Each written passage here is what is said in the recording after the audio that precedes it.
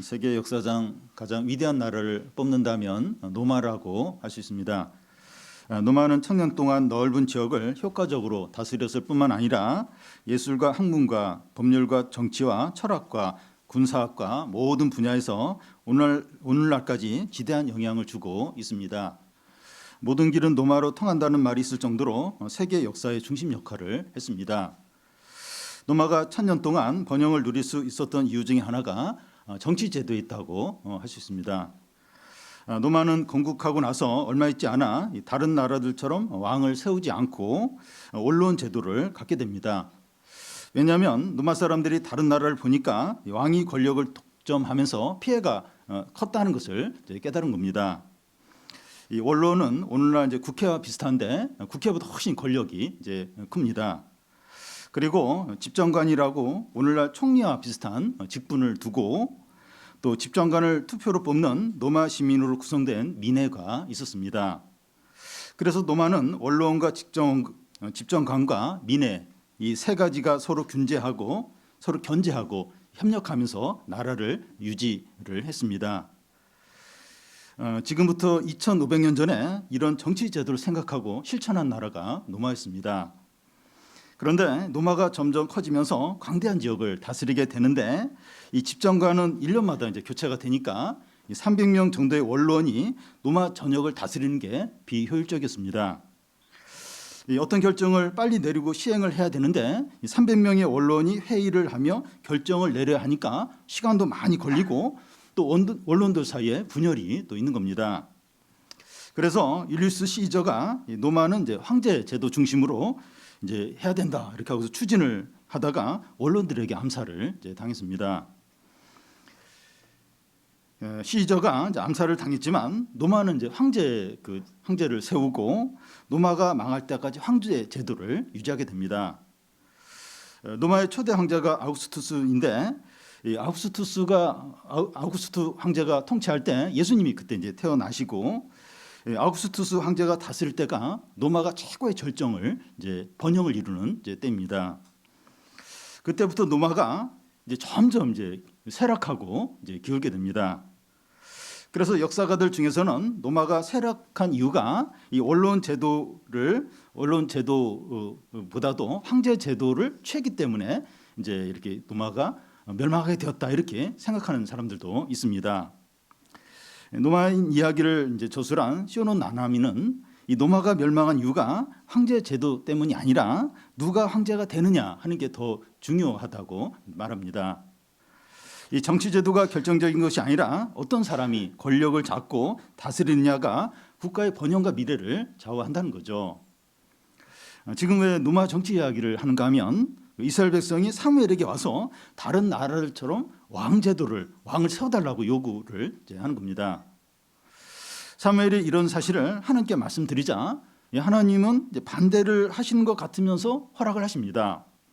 왜냐하면 왕제도가 있느냐 없느냐 보다도 하나님을 경외하고 순종하느냐 그렇지 않느냐 하는 게 훨씬 더 중요하기 때문입니다. 우리는 앞에 7장에서 사무엘을 중심으로 이스라엘 백성들이 미스바에 모여서 회개하고 부흥이 일어나는 걸 봤습니다. 그때 블레셋이 쳐들어오는데 사무엘이 기도하고 하나님 응답하셔서 블레셋을 크게 이기게 됩니다. 그런 후에 사무엘은 이스라엘 전역을 돌면서 율법을 가르치고 또 재판을 해줍니다. 오랜 기간 동안에 이스라엘이 이 평화를 누립니다. 그렇게 시간이 많이 지난 후에 사무엘이 늙어서 노인이 되었을 때 이스라엘 장로들이 사무엘에게 나와서 다른 나라처럼 왕을 세워서 우리를 이렇게 다스리게 하자고 요구합니다. 당신은 늙었고 당신의 두 아들은 불야하다는 거예요. 무엇보다도 이 왕이 없이 지내는 것이 너무나도 불안하다는 겁니다. 예를 들어서 다른 나라가 공격해 오면 그때 나팔을 불어요. 그래서 군사를 모으게 되는데 밭에서 농사 짓다가 꽃갱이 들고 사슬 들고 전쟁하러 모이는 거예요. 이게 너무 불안정하다는 겁니다. 그때마다 간절히 기도해서 위기를 넘기는데 그런 삶은 싫다는 겁니다. 우리도 이제 왕을 세워서 군대를 갖고 전쟁이 일어나면 잘 대처하고 싶다는 겁니다. 연말마다 조마는 이 계약직이나 임시직은 싫고 어떻게 해서든지 정직원이 되고 싶고 계약 기간이 돌아오면 몇 프로씩 월세를 올려주는 것은 지겹고 이제는 어떻게 해서든지 내 집을 갖고 싶다 하는 것과 비슷합니다. 이스라엘 백성들이 왕제도를 요구하는 것이 겉으로 보면 문제가 없어 보이는데 이 속을 들여다보면 전혀 다른 문제가 있다는 것을 알 수 있습니다. 먼저 이스라엘 장로들이 왕을 요구하는 진정한 이유입니다. 1절에서 3절까지 한 절씩 그대로 읽겠습니다. 사무엘이 늙음에 그의 아들들을 이스라엘 사사로 삼으니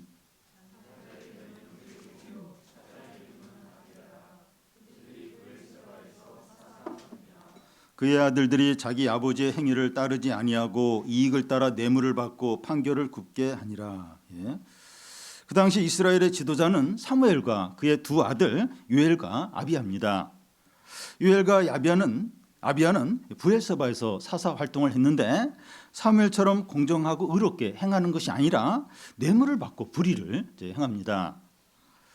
우리는 이것을 보면서 어떻게 위대한 신앙의 아버지 밑에서 이런 아들들이 나올 수 있을까 의아해 할 수 있습니다.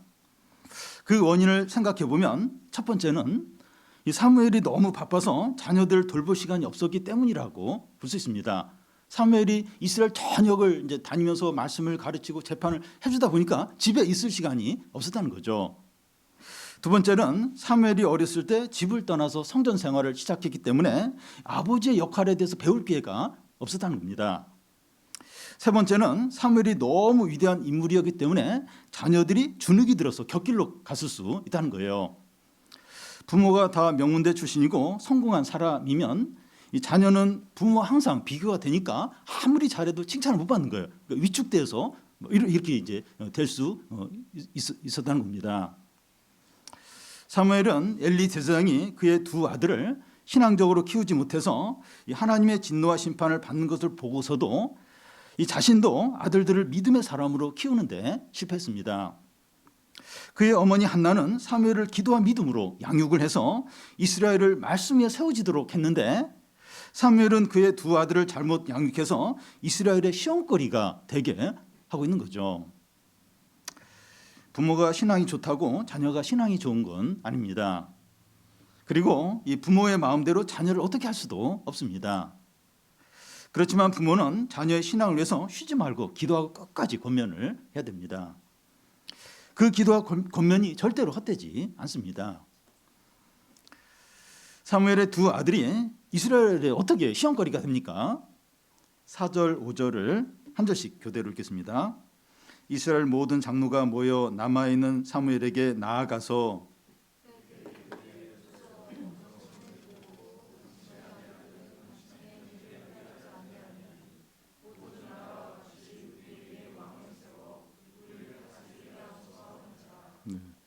사무엘의 두 아들의 불의가 장로들이 왕을 요구하는 빌미가 됩니다. 장로들이 하는 말이 얼마 있지 않으면 당신은 죽을 것이고 당신의 아들들이 우리를 다스리게 될 텐데 그들은 불의하기 때문에 합당치 않다는 겁니다. 당신을 대신할 수 있는 지도자를 준비해달라고 요구를 했다면 정당한 요구입니다. 그런데 장로들은 다른 나라들처럼 우리에게도 왕을 세워서 다스리게 해달라고 요구합니다. 사무엘의 두 아들이 불의한 것과 왕을 세우는 문제는 엄밀하게 보면 이제 별개인데 두 아들을 빌미로 왕을 요구하고 있는 겁니다. 이스라엘은 처음부터 신정 정치를 해왔습니다. 광야 시대에는 모세를 통해서 이스라엘을 다스렸고 가나안에 들어와서는 사사들을 통해서 다스렸습니다. 사사 시대 때 백성들이 왕을 요구한 적이 있는데 기드온이 이제 미디안을 크게 이겼을 때 백성들이 기드온에게 나와서 당신과 당신의 아들들과 손자들이 우리의 왕이 되어달라고 요구합니다. 그때 기드온은 나도 내 아들도 너희들을 다스리지 않고 여호와께서 다스린다고 그렇게 말합니다. 그렇게 해서 사무엘 때까지 왔는데 왜 또 백성들이 왕을 요구하고 있습니까? 몇 가지 시대적인 이유들이 있습니다. 첫 번째는 이 블레셋이 강하고 언제 다시 쳐들어올지 모른다는 거예요. 사무엘 당신이 살아있을 때는 이제 괜찮은데 그 당신이 죽으면 어떻게 될지 모른다는 거죠. 둘째는 주위에 있는 나라들이 왕을 중심으로 중앙 집권화되어 군사력을 키우고 있는 겁니다. 이게 그 당시 시대의 흐름입니다. 그런데 이스라엘은 왕이 없는 가운데 12지파로 구성되어 있으니까 위기가 닥치면 12지파가 모여서 회의를 해서 결정을 하는데 너무 이제 늦은 거예요. 그리고 막 왕이 없으니까 이렇게 확 마음도 안 모아지고 이게 많이 이제 불편한 겁니다. 이제는 카리스마가 있는 왕을 세우고 중앙 집권화하고 강한 군사력을 갖자는 겁니다. 여기 모든 나라들과 같이 우리에게 왕을 세우자고 하는데 이 다른 나라들처럼 너무나 이렇게 되고 싶다는 거예요. 이 말 안에는 하나님에 대한 강한 불신이 들어 있습니다.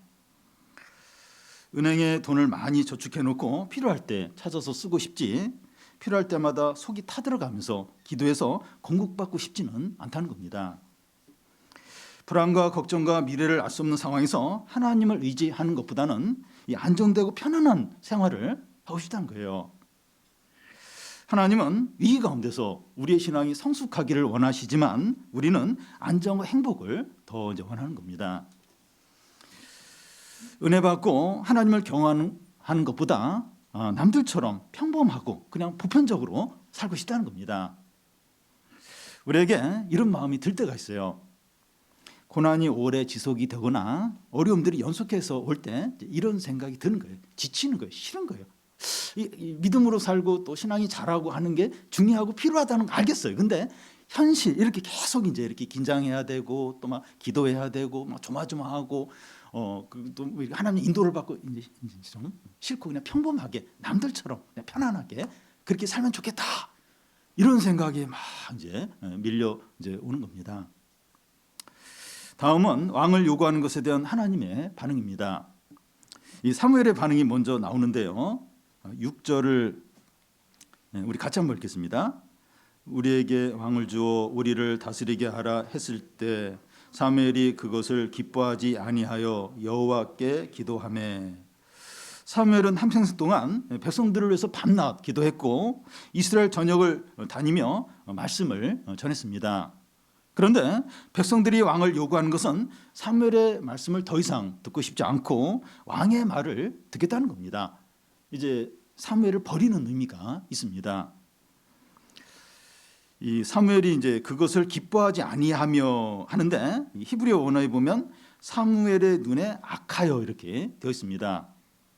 이 일은 사무엘에게 뭐 서운하거나 기분이 안 좋은 자존심이 상하는 어떤 인격적인 무시를 당하는 이제 그런 어떤 것이 아니라 악으로 여겨졌다는 겁니다. 사무엘은 이 장로들의 요청을 듣고 막 화를 내면서 막 야단을 치고 저주하지 않았습니다. 그 문제를 가지고 여호와 하나님께 나아가 기도했어요. 잘한 거죠. 사람하고 막 싸우고 막 그게 아니라 그 문제를 가지고 하나님께 나아가 기도하는 겁니다. 하나님은 이 문제에 대해서 무엇이라고 말씀합니까? 7절을 우리 같이 한번 읽겠습니다. 여호와께서 사무엘에게 이르시되 백성이 내게 한 말을 다 들으라. 이는 그들이 너를 버림이 아니요 나를 버려 자기들의 왕이 되지 못하게 함이니라. 하나님의 반응은 들으라는 겁니다. 이 왕을 세우다는 요구를 들으라는 거예요. 하나님은 왕 제도 자체를 부정하지 않으셨습니다. 신명기 17장 14절에 보면 내가 주는 땅에 들어가서 다른 나라와 같이 왕을 구하면 여호와가 택하신 자를 왕으로 삼을 것이요 타국인으로는 하지 말라고 합니다. 하나님은 왕 제도를 인정하셨고 처음부터 왕을 세울 마음을 갖고 계셨어요. 9장 이후에 보면 이제 그 사울을 왕으로 세우는 과정에서 하나님이 주도적으로 이 모든 일을 이렇게 진행하는 것을 볼 수 있습니다. 그리고 하나님은 이 다윗 왕을 사랑하셨어요. 또 예수님을 다윗 왕의 후손으로 오시게 했습니다. 그러면 이 장로들이 사무엘에게 왕을 요구하는데 문제가 뭡니까? 아니 하나님이 처음부터 왕 제도를 인정을 하셨어요. 왕을 세우려고 하셨어요.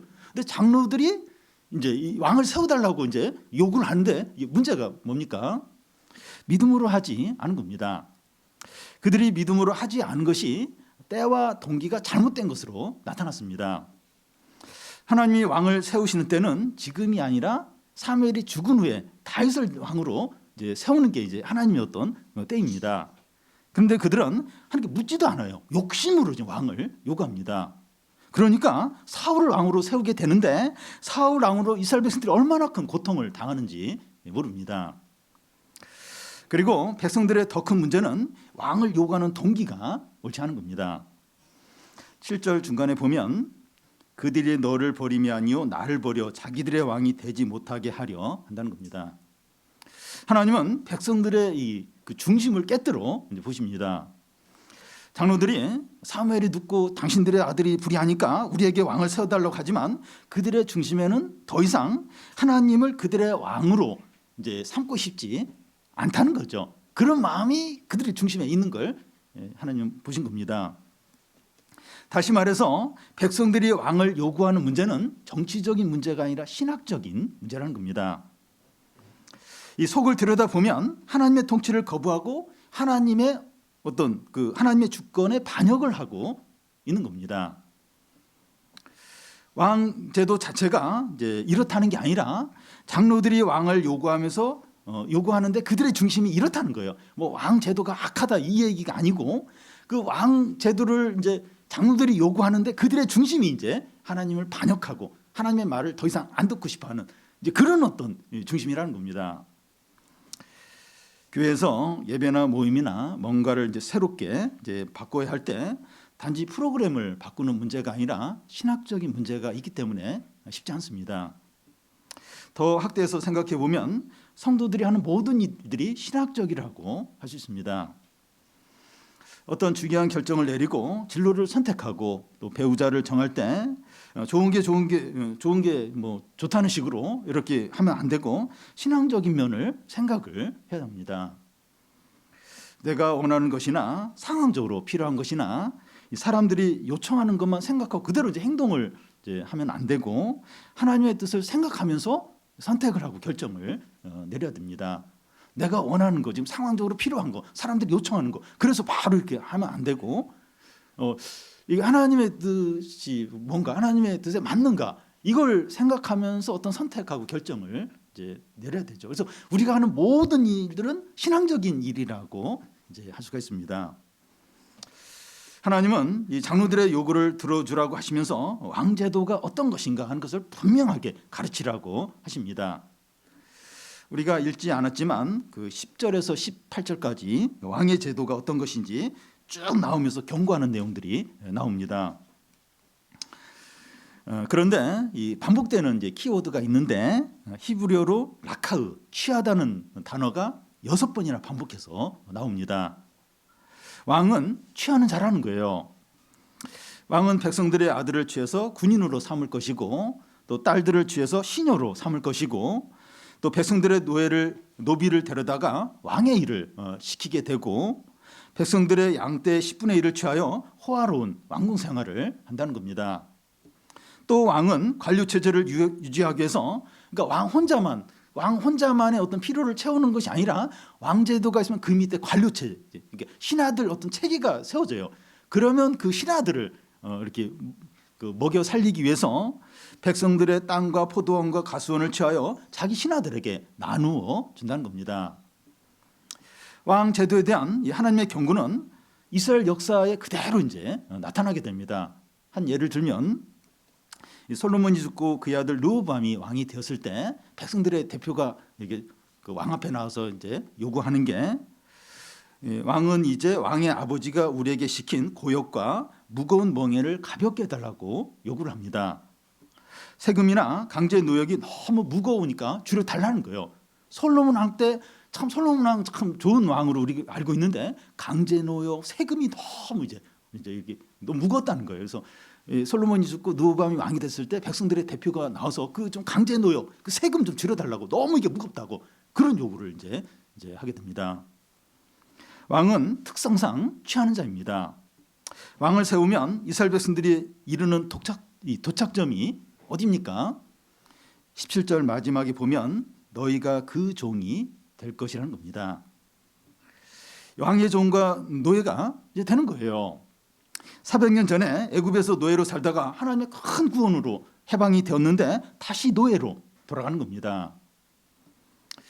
여러분, 이스라엘 백성이 참 왕이신 하나님으로부터 벗어났을 때 그들은 다시 비참한 노예로 돌아가게 됩니다.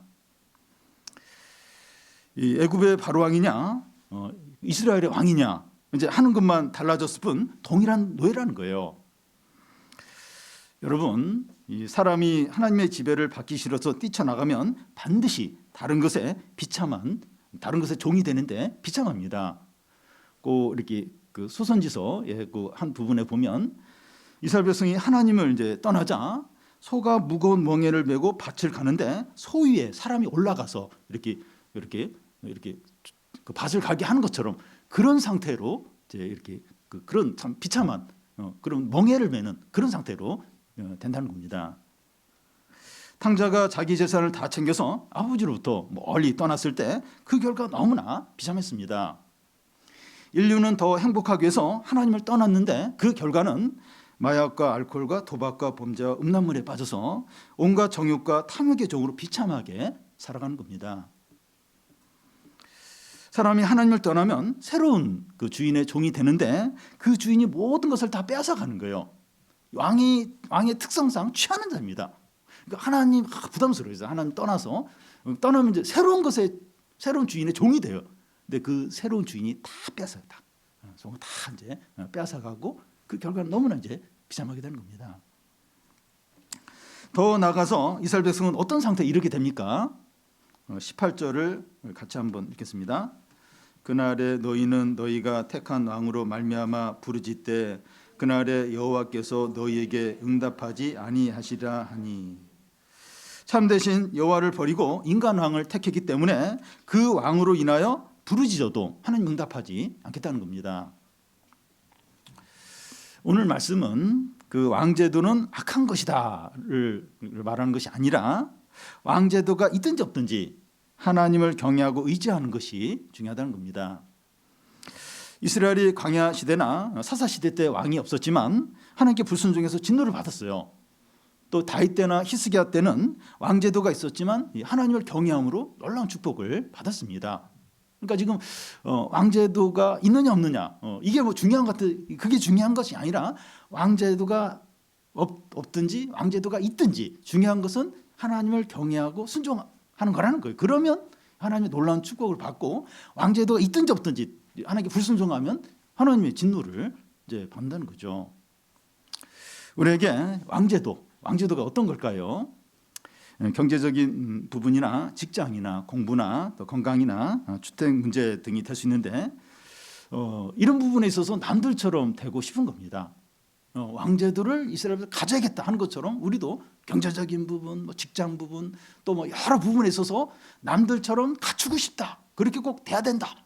이런 생각을 이제 가질 수 있어요. 우리에게 그런 마음이 있고 그것을 얻기 위해서 노력하는 것까지는 죄가 아니에요. 그런데 이런 것들을 하나님보다 더 우선하고 하나님으로부터 멀어지면서까지 추구한다면 죄를 짓게 됩니다. 그것에 종이 되어서 비참하게 돼요. 그러니까 좀 안정이 되고 싶다, 좀 경제적으로 좀 이렇게 좀 부유하게 살고 싶다. 그것까지는 괜찮아요. 그거 위해서 노력하는 것도 괜찮아요. 그것까지는 죄가 아닙니다. 그런데 이게 하나님보다 더 우선이 되는 거예요. 우선. 그리고 하나님으로부터 멀어지면서 신앙을 막 이렇게 신앙이 약해지고 막 신앙이 없어지면서까지도 이제 막 그걸 추구할 때 이건 그것의 종이 돼요. 종이 되면서 비참하게 됩니다. 비참하게 돼요. 우리의 참 왕이신 예수 그리스도는 어떤 분입니까? 예수님 어떤 분이죠? 예수님이 이제 우리의 참 왕인데 어떤 분입니까? 섬기러 오셨어요. 섬기러 오셨고 자기 목숨을 우리를 위해서 속죄 제물로 드리셨습니다. 다 주셨습니다. 로마서에 보면 하나님의 아버지는 자기 아들을 아끼지 않고 주셨는데 아들과 함께 모든 것을 주시지 않겠느냐 하십니다. 아버지께 제일 귀한 건 아들, 독생자. 근데 독생자를 주었어요. 그 엄청난 우리 죄를 위해서 막 저주하고 진노하면서 그러면서까지 그렇게 하셨어요. 그런데 아들과 함께 뭐가 아까워서 안 주시겠느냐? 하나님은 주시는 분이죠. 주시는 분입니다. 한없이 독생자도 주시고 독생자를 줬는데 뭘 아까워서 못 주시겠습니까? 다 주십니다. 다 모든 걸. 하나님의 은혜와 인자는 끝이 없어요. 끝이 없고 모든 좋은 것들 모든 아낌없이 주시는 분이십니다. 그래서 우리에게 돈이 있든지 없든지 또 직장이 있든지 없든지 안정이 되든지 불안정하든지 하나님을 경외하고 사랑하고 의지하시기 바랍니다. 그러니까 너무 없고 힘들면 좀 이렇게 나아지도록 그렇게 하실 수 있어요. 근데 그렇게 안 돼도 이제 하나님을 경외하는 거죠. 하나님 의지하는 거죠. 그리고 또 경제적으로 부유해요. 좀 갖춰졌어요. 근데 그거 의지하는 게 아니라 그런 가운데서도 하나님 의지하는 거죠. 하나님을 경외하는 거죠. 이게 본질입니다. 이게 핵심이에요. 핵심이에요. 이게 하나님 어떤 분이가 하나님 어떤 분이지? 하나님 어떤 분이지? 주시는 분이지. 하나님 주시는 분이지. 그러면 상황이 어떠하든지 하나님 의지하는 거죠. 이스라엘 백성들이 한 것처럼 왕제도 다른 나라처럼 왕제도 가져야 된다. 우리도 누구처럼 우리 아파트를 우리 집을 가져야 된다. 경제적인 수준이 어느 정도 된다. 직장을 가져야 되고 연봉이 어느 정도 돼야 된다. 또 뭐가 어떻게 된다. 그게 이제 모든 것이 되고 그게 첫 번째가 되고 하나님도 우선이 되고 또 하나님부터 멀어지는 거 알면서도 그걸 위해서 추구하고 그러면 그것의 종이 되어 반드시 비천하게 됩니다. 하나님 어떠신 분이 하나님 어떠신 분이고 우리가 하나님을 떠나서 다른 걸 이렇게 주인으로 삼을 때 어떻게 되는가 이걸 생각을 해야 됩니다.